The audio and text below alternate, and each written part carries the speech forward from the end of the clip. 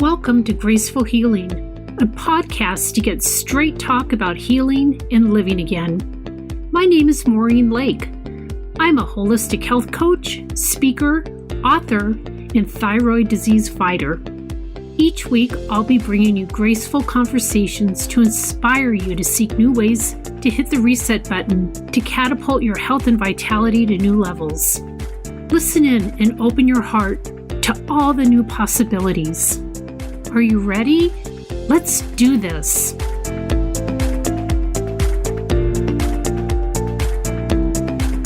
Hello, everybody. I can't wait for you to meet my next guest, Brooke Smith. She's a mindful eating coach, and she actually teaches other people how to end their emotional eating and so much more. I'm so excited to listen to what you have to share, Brooke, because years ago, I had an eating disorder as well, and it's just so common and something that needs to be discussed openly. So I can't wait for you to share your story. Maureen, thank you so much for having me on the show. Oh, you bet. You're so right that eating disorders are so common. And beyond that, so many eating disorder behaviors have become almost socially acceptable. Mm-hmm. There are parts of wellness culture that even encourages this sort of intense restriction of food and self-punishment. You're right. So I agree. It's so important to shine a light on this, both as terms of it being a dark corner of wellness culture, but also that it's all optional and it is something that we can challenge. Right. So how did you get here? I mean, was there something in your own personal story that led you down the path to be a mindful eating coach now? In a way, I think everything in my life has led to this. I had an eating disorder. It started when I was a teenager. And I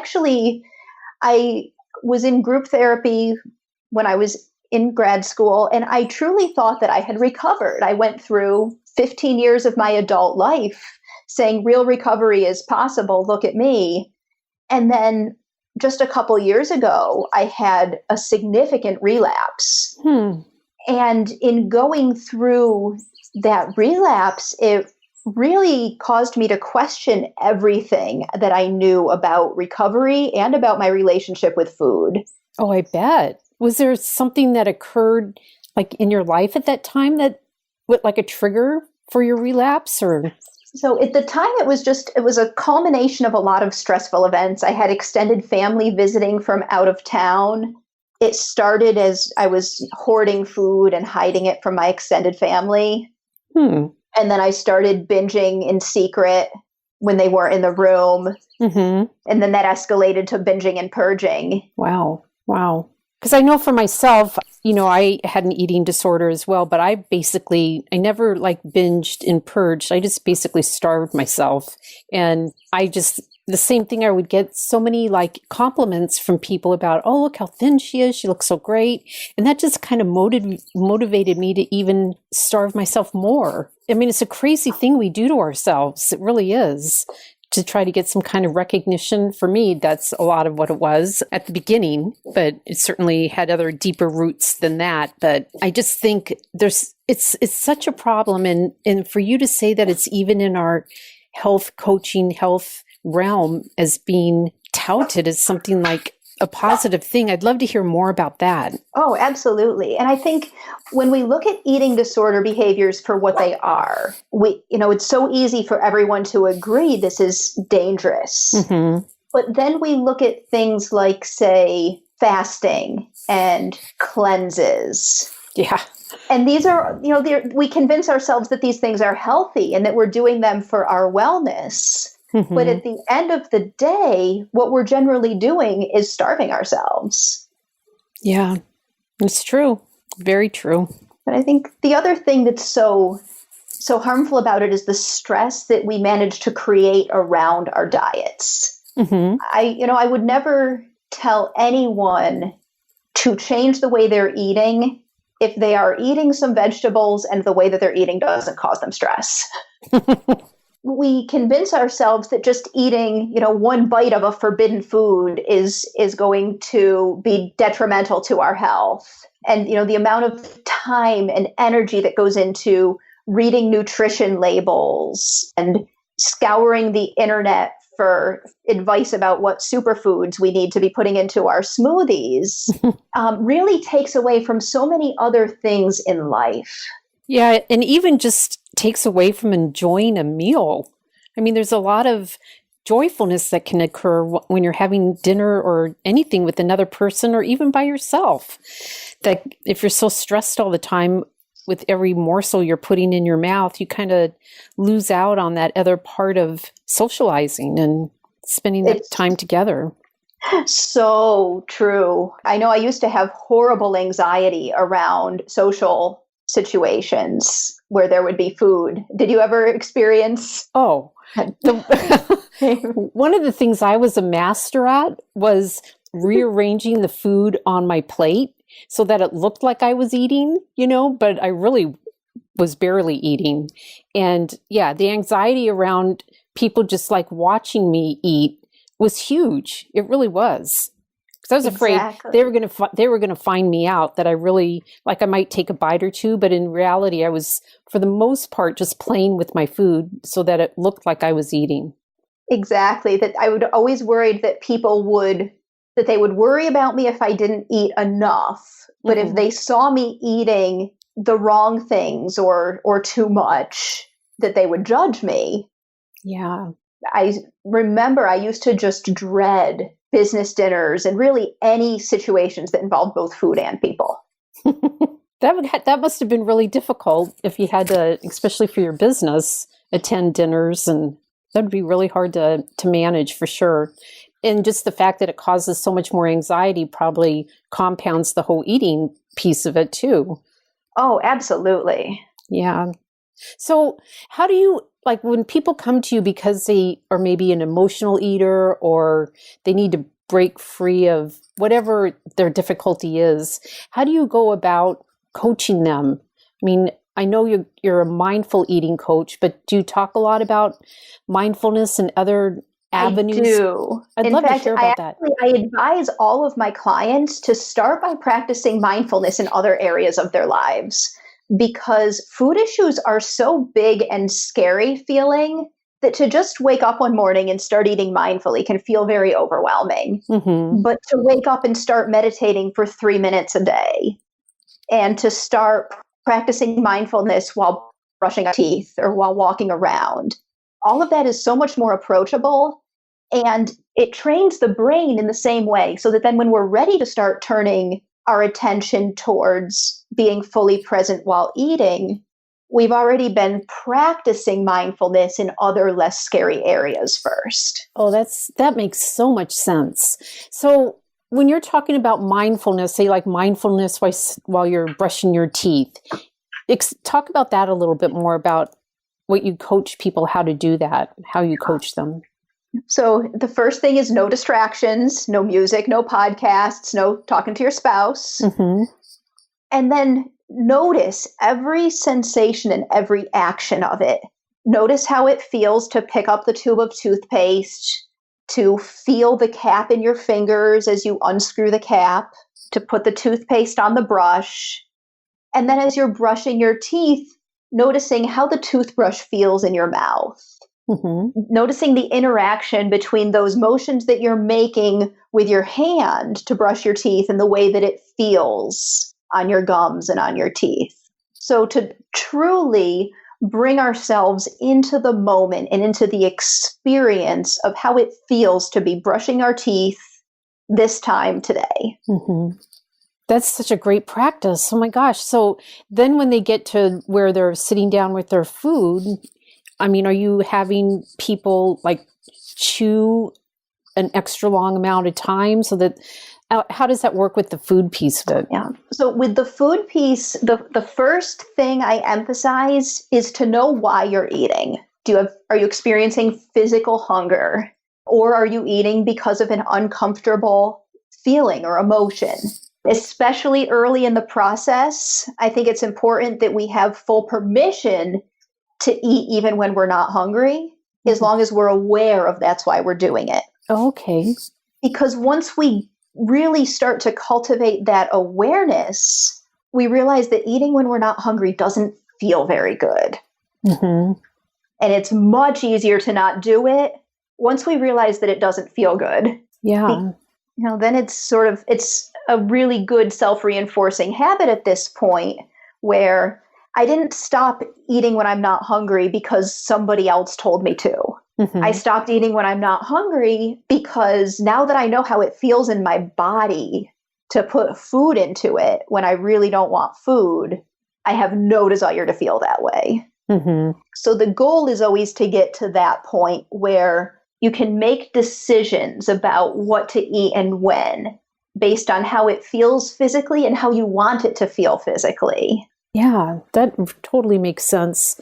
I know personally, I can be like out to dinner with somebody and I really need to stop and really reflect on this, because I'm sure it's more anxiety driven, but sometimes I will overeat. I'll like totally clean my plate, and it has a lot to do with the situation that I am in with that person, instead of really stopping and being mindful of the fact that, you know what, I'm full now. It's okay if I leave half my stuff on my plate and take it home in a box or whatever.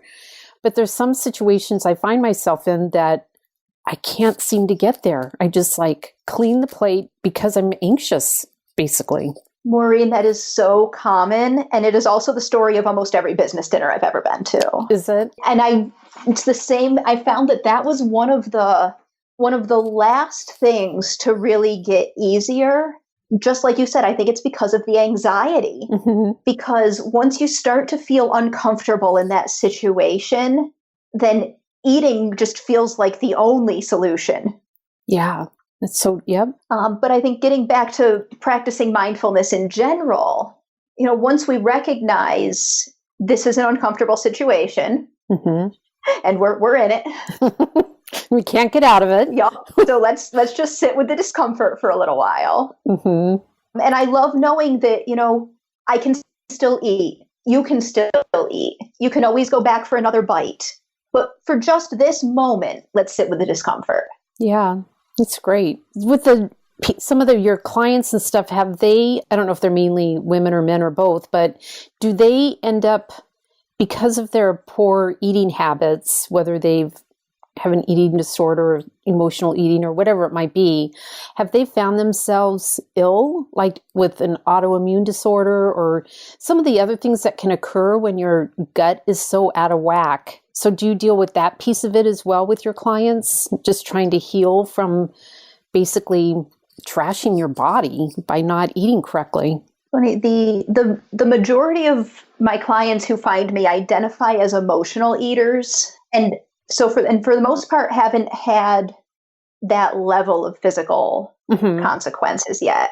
Having said that, I know I have IBS, mm-hmm. and I'm definitely still dealing with the impact of, as you put it, trashing my body. Because I know I've done that. I did that to myself as well. That's why I was curious. So, yeah, I mean, what we eat and how we eat will really impact our entire system, bodily system, obviously. And it's just unfortunate that we, at the time when we're younger, you either didn't know enough or didn't realize what you're doing. And, over the years, it takes a beating and a toll, for sure. It's so true. I know there are some days where I definitely feel like I am still healing mm-hmm. from all of the both physical and psychological damage I've done over my life. Yeah. Yeah. But I think one of the reasons I always come back to mindfulness and mindful eating as part of that healing journey is that the awareness of how food feels in the body had such a profound impact on my ability to eat in a way that does support healing. Mm-hmm. Because the more aware we become of our bodies that we've been neglecting for so long, the more able we are to tune into the impact of our food choices on our body and make nourishing decisions from that place of self-love and wanting to feel good. Mm-hmm. So I'm assuming that from early on when you had all your years of therapy until like you had your trigger and all of a sudden things happened to you again, was the big piece that must have been missing was the mindfulness piece. Is that correct? Is that how you ended up getting into this exact field? That is exactly correct. Because, for 15 years, I was a nearly perfect dieter. I went from one very healthy diet to another. And superficially, I looked like I was doing everything perfectly in the name of wellness. Mm-hmm. And in reality, it turns out I had several nutrient deficiencies. I had iron deficiency anemia. My gut and everything on the gut-brain axis was just screaming for a change. And after my relapse, I think I realized that all of the foods that I had eliminated in the name of trying to heal my gut were leaving me in a position where I couldn't even really get enough nutrients. Oh, wow.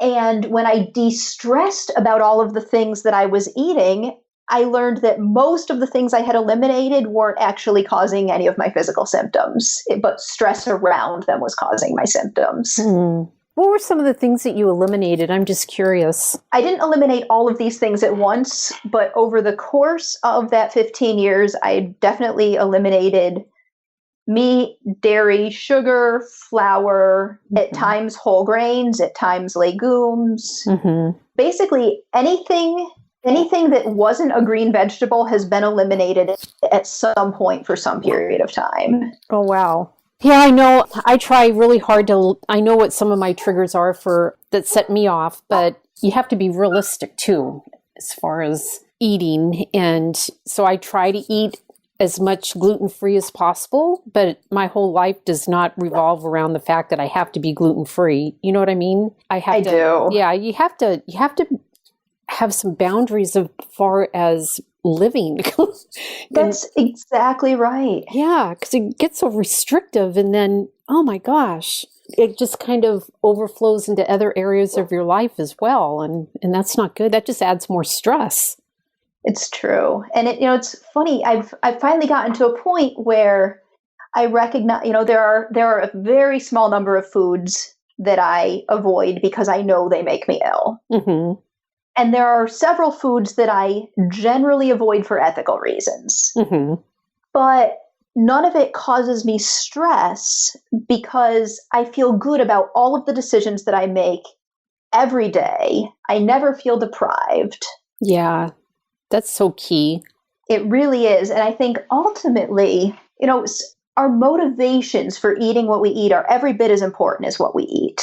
Because if we're guided by our hearts and by our own feelings and our inner wisdom, if you will, we'll feel good about those decisions. Whereas when we cut out food groups because a book told us to, yeah, or because we read it on the internet, that's where we tend to set ourselves up for stress and angst mm-hmm. down the line. Mm-hmm. It's fascinating. It's a wonderful way to look at food and in dieting in general. I hate that word diet, but it is what it is. But this gives like a whole new window into the possibilities of healing. It really does.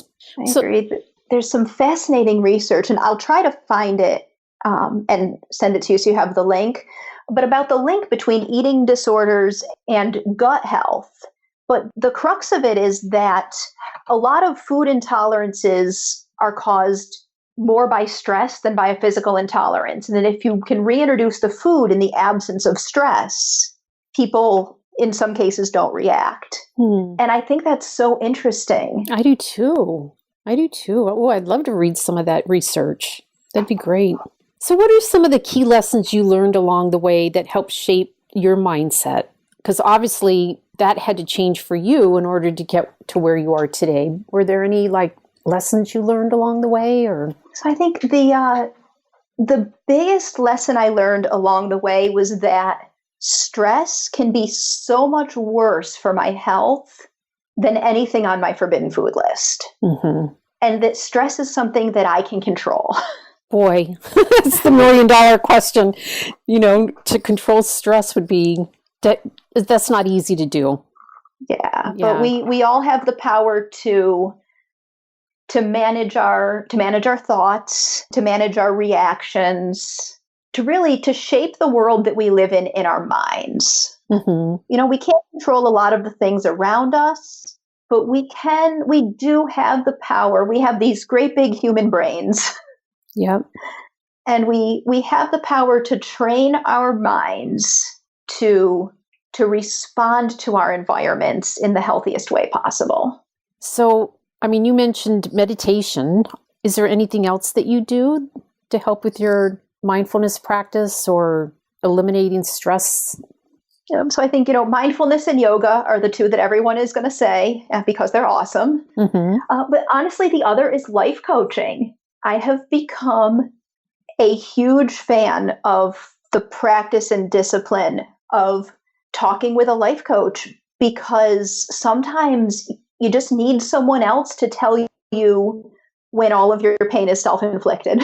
That's true. When you're caught up in your own head. Uh-huh. And my experience with it has been that, if you talk to a friend, your friend's job is usually to empathize with you Mm-hmm. and to tell you all of the ways that you're right and all of the circumstances around you are mean and unfair. Mm-hmm. And when you talk with a coach, they don't empathize with you. They help you to figure out how, by changing your thoughts and your behaviors, you can feel better within the constraints of whatever's happening around you, and how you can impact change to your environment. That's so true. So true.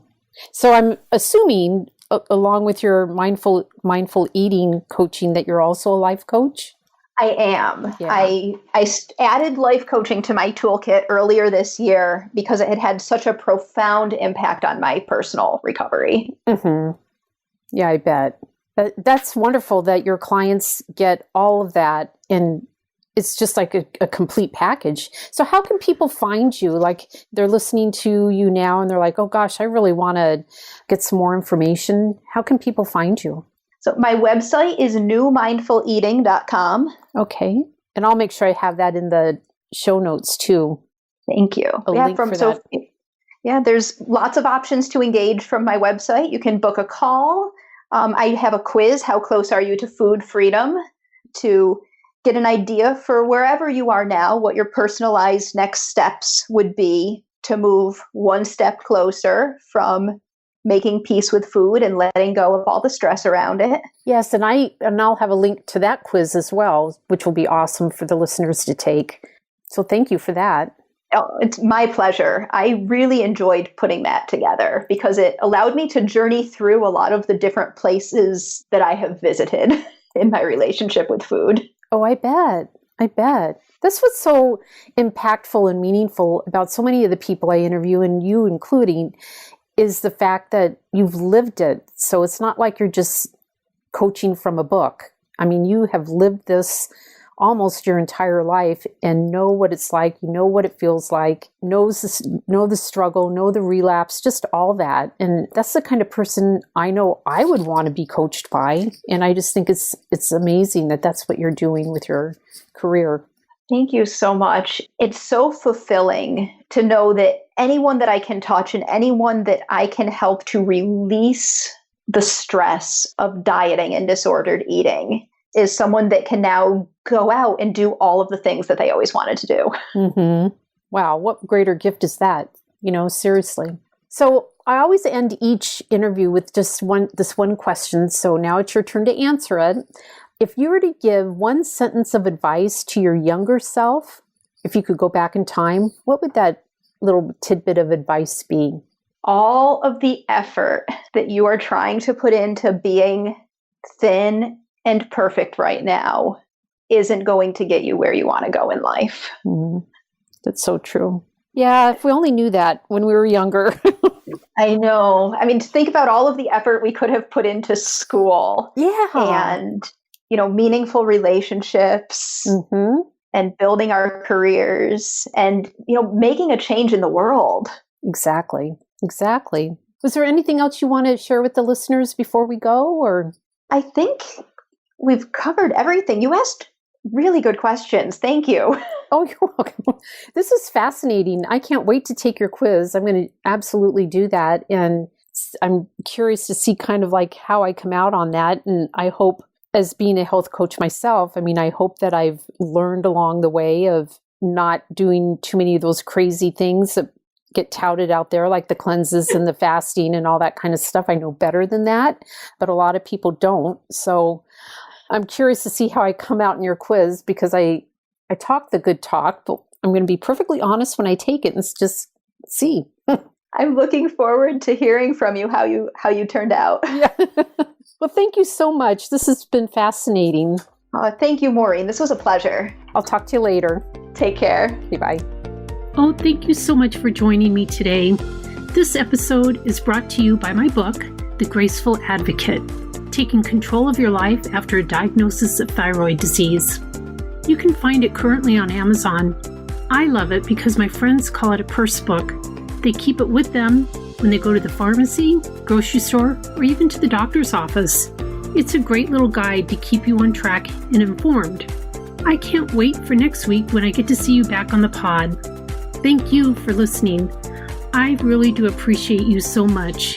If you ever need someone to chat with about your healing journey, don't ever hesitate to reach out to me through my website at maureenlake.com.